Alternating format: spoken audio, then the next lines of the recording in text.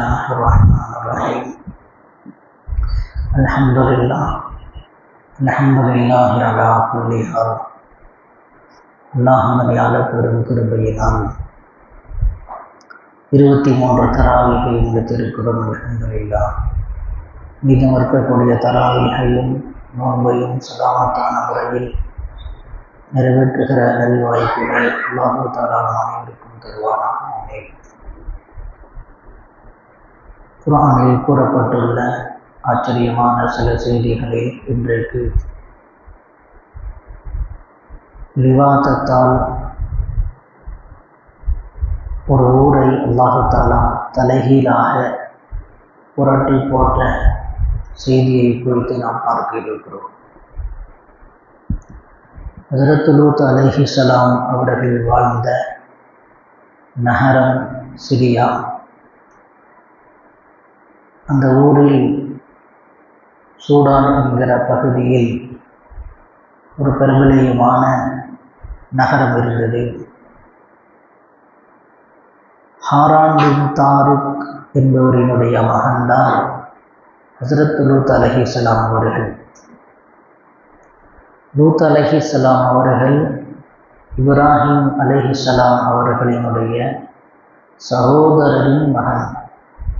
லூத் அலைஹிஸ்ஸலாம் இப்ராஹிம் அலைஹிஸ்ஸலாம் அவர்களுடைய சகோதரருடைய மகன்.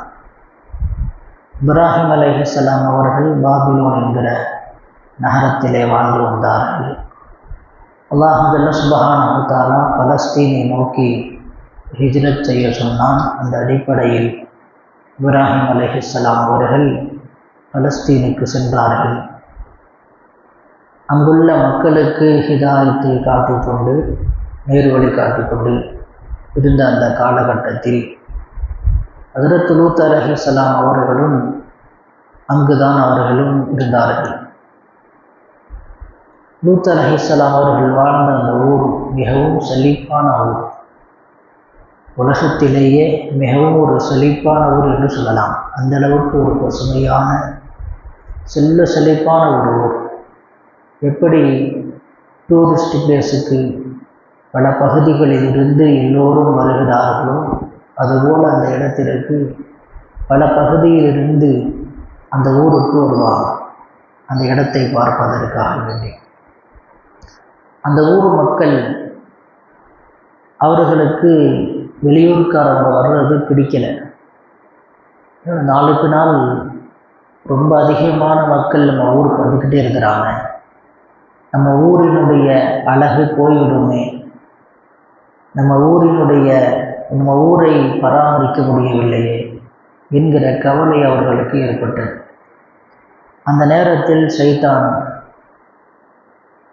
நல்லோரின் தோற்றத்தில், ஒரு பெரியவரின் தோற்றத்தில் வந்து ஒரு ஆலோசனை கொடுத்தான். விருந்தாளிகளாக வெளியூர்லேருந்து யாரெல்லாம் வர்றாங்களோ அவங்கள்ட்ட தவறு செய்யுங்க, தவறாக நடந்துக்கங்க. அப்படி நடந்துக்கிட்டிங்கன்னா நாளுக்கு நாள் அப்படி ஒருவரை குறைத்து கொள்வாங்க அப்படின்னு ஒரு ஆலோசனை கொடுத்தான். அந்த அடிப்படையில் அந்த சமுதாய மக்கள் என்ன செஞ்சாங்கன்னா ஆணோடு சேர ஆரம்பித்தார்கள். விவாதத் என்று சொல்கிறோமே, ஹோமோசெக்ஸ், இப்படி ஒரு தவறான பழக்கத்தை முதலாக இந்த உலகத்தில் செய்ய ஆரம்பித்தவர்கள் அந்த சமுதாய மக்கள் தான். லூத் அலைஹிஸ்ஸலாம் இப்படி செய்யாதீங்க, திருமண வயதை அடைந்தால் நிக்காஹ் முடித்துக்குங்க அப்படின்னு பல அறிவுரை சொன்னாங்க. ஆனால் கேட்கலை. அல்லாஹ் தஆலா அந்த சூரா அஅராஃபில் 80-81 வசனத்தில் அல்லாஹ் சொல்லி காட்டுகிறான். வலூத்தன் இது கால லிகௌமிஹி அத்தஅதூனல் ஃபாஹிஷத மா சபககும் பிஹா மின் அஹதின் மினல் ஆலமீன். இந்த உலகத்தில் யாரும் உங்களுக்கு முன்னாடி இது போன்ற ஒரு அருவருப்பான காரியத்தை யாரும் செய்யலை. இன்னக்கும் லதஅதூனர் ரிஜால ஷஹவதன் மின் தூனின் நிஸா. பெண்களை விட்டுவிட்டு ஆண்களிடத்தில் மனோ இச்சையோடு நீங்கள் வருகிறீர்கள்.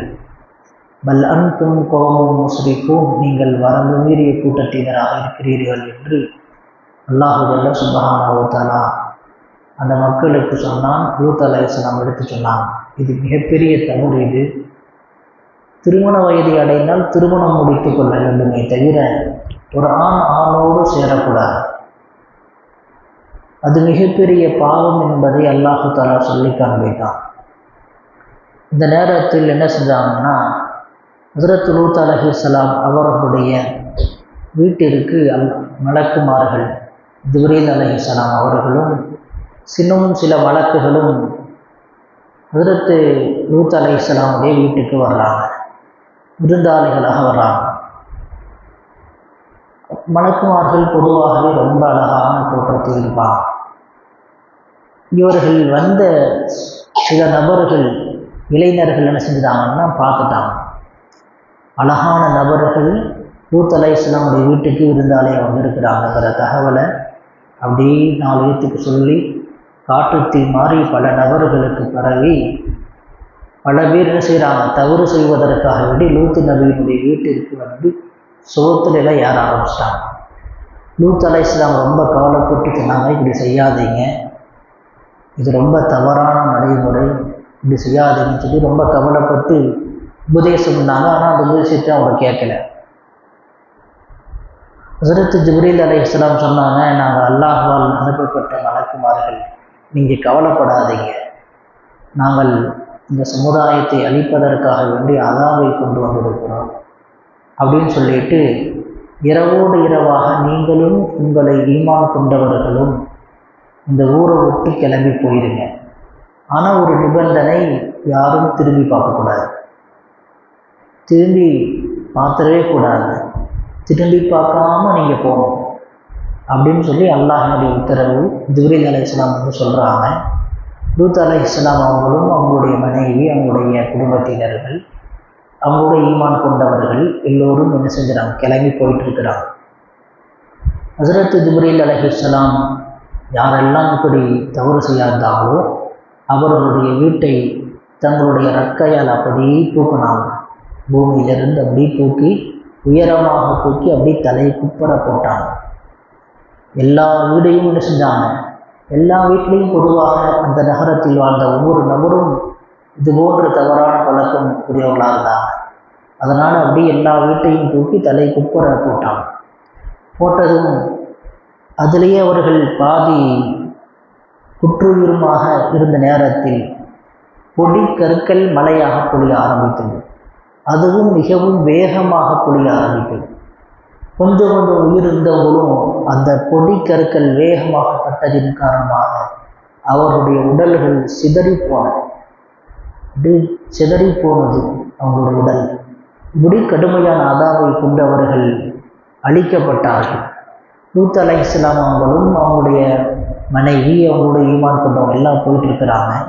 திரும்பி பார்க்கக்கூடாது என்ற சட்டம் இறங்கியிருக்கு. லூத் நபியினுடைய மனைவி வாஹிலா அவங்க வந்து லூத் நபியை அலைஹிஸ்ஸலாம் அவர்களை மனதளவில் என்ன செய்யலை, ஈமான் கொள்ளலை. அந்த தவறின் பக்கம் கொஞ்சம் ஆசையுள்ளவராக அவங்களுக்கு ஆதரவாளராக இருந்தாங்க. என்னதான் நடக்குதுன்னு சொல்லி திரும்பி பார்க்கலாம்னு சொல்லி திரும்பி பார்த்துட்டாங்க. திரும்பி பார்த்தது ஊர் தலைகீழாக புரட்டி போட்டதை பார்த்தாங்க. கல்மழை பொழிவதை பார்த்து என்ன செஞ்சாங்க, என்னுடைய மக்கள் இப்படி அழிக்கப்பட்டு கொண்டிருக்கிறார்களே என்று கவலைப்பட்டாங்க. அடுத்த வினாடியே அந்த அதாம் லூத் நபியினுடைய மனைவி வாஹிலா அவர்களுக்கும் அந்த கல் அவர்கள் மீதும் பட்டு அவர்களுடைய உடலும் சிதறி போனது. இப்படி மற்றவங்கெல்லாம் லூத் அலைஹிஸ்ஸலாம் அவர்களும் ஈமான் கொண்டவங்க யாரும் திரும்பி பார்க்கல, அப்படியே நேராக போய்கிட்டே இருந்தாங்க. நாம் கவனிக்க வேண்டிய செய்தி என்னவென்று சொன்னால், ஒரு ஆணோடு சேருவது ஹோமோசெக்ஸ் என்று சொல்லுகிறோம் அல்லவா, இது மிகப்பெரிய பாவம் என்பதை அல்லாஹ் சொல்லி காட்டுகிறார். இந்த தண்டனை அல்லாஹ் தஆலா உடனடியாக அல்லாஹ் இறக்குவான். மிகப்பெரிய பாவம் ஒரு ஆணோடு சேருவதும் பெண்ணோடு சேருவதும். அதிலும் குறிப்பாக பெண்களை குறித்து வருகிற போது ஒரு பெண் இன்னொரு பெண்ணோடு மார்பகத்தை ஒன்றாக வைத்து கொண்டாலே ஜினா செய்த குற்றம் அவர்களுக்கு எழுதப்படுகிறது என்பதாக ஹதீஸ்களில் வந்திருக்கிறது.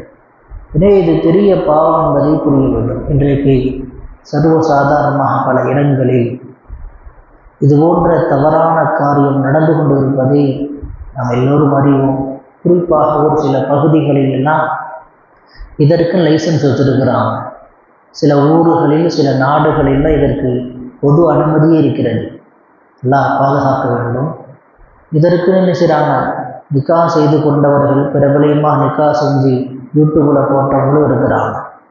இது பெரிய பாவம் என்பதை நாம் இஸ்லாமியர்கள் புரிந்து கொள்ள வேண்டும். இதில் அல்லாஹு தாலாவுடைய பெரிய கோபத்திற்காலாகும்.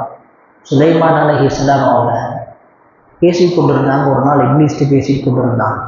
அப்படி பேசிக்கொண்டு இருக்கும்போது கேட்டாங்க, அல்லாஹுக்கு மிகவும் வெறுப்பிற்குரிய பாவம் இது, ரொம்ப கோபத்தை ஏற்படுத்தக்கூடிய பாவம் இது அப்படின்னு கேட்டப்ப இப்லீஸ் சொன்னால் ஒரு ஆண் ஆணோடு சேருவது, ஒரு பெண் பெண்ணோடு சேருவது தான் அல்லாஹுக்கு பாவத்திலேயே மிகவும் கோபத்தை தரக்கூடிய வெறுப்பை தரக்கூடிய பாவம் என்பதாக இப்லீஸ் சொல்லிக் கொடுத்தான்.